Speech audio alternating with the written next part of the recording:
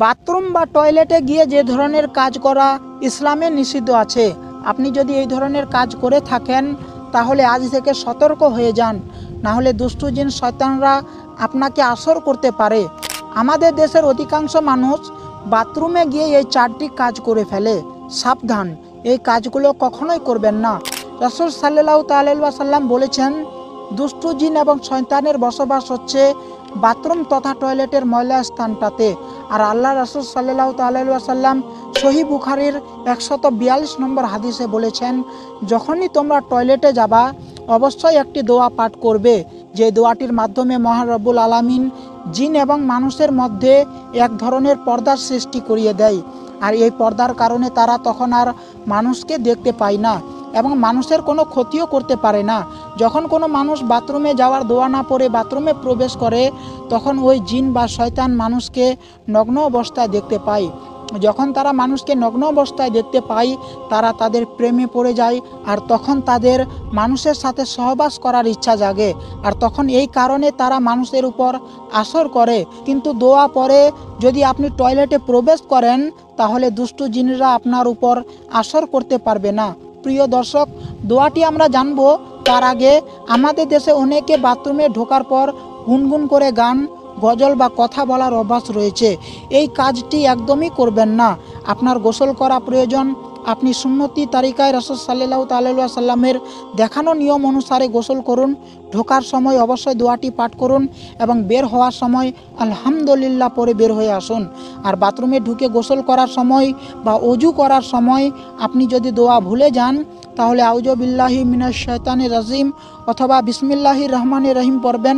তবে আওয়াজ করে পড়বেন না, এটি মনে মনে পড়বেন, কারণ বাথরুমে প্রবেশ করে দোয়া বা জিকির করার ব্যাপারে রাসূল সাল্লাল্লাহু তাআলা সাল্লামের নিষেধ রয়েছেন। সুনানে আবু দাউদ হাদিস নম্বর 18।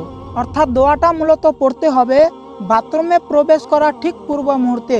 আপনি বাথরুমে প্রবেশ করে পা দিয়ে যখন ঢুকে গিয়েছেন, তখন কোনোভাবে আপনি আর দোয়া পড়তে পারবেন না। মনে রাখবেন, বাথরুমে প্রবেশ করার সময় যদি আপনি ডান পা দিয়ে প্রবেশ করেন, তাহলেও জিন কিন্তু আপনার উপর আসর করতে পারে। সবসময় বাথরুমে প্রবেশ করবেন বাম পা দিয়ে। যখন গোসল করতে ঢুকবেন, তখনও আপনারা অবশ্যই দোয়াটি পড়ে নেবেন।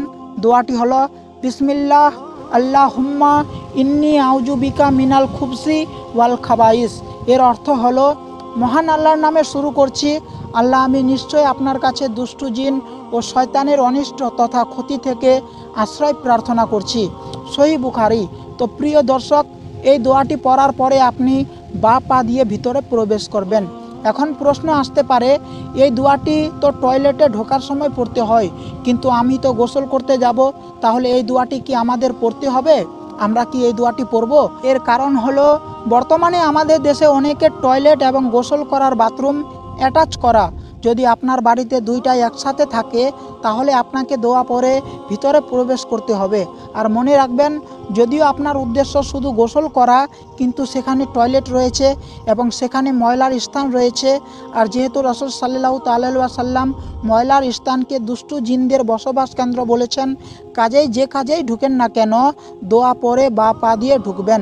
সবশেষে বলতে চাই, বাথরুমে গুরুত্বপূর্ণ একটা মারাত্মক ভুল অনেকেই করে থাকেন, সেটা হচ্ছে বাথরুমের দরজা বন্ধ থাকায় অনেকে উলঙ্গ হয়ে গোসল করেন। এর ফলে মুমিন বান্দার অন্যতম সম্পদ লজ্জা কমে যায়। আর যেই মুমিন বান্দার লজ্জা কমে যায়, আস্তে আস্তে তার ঈমানও দুর্বল হতে থাকে, চারিত্রিক নূর কমে যায় এবং গুনাহের কাজে খুব দ্রুত লিপ্ত হয়ে যেতে পারে ওই ব্যক্তি, এবং আল্লাহর ভয়ও তার অন্তর থেকে চলে যায়।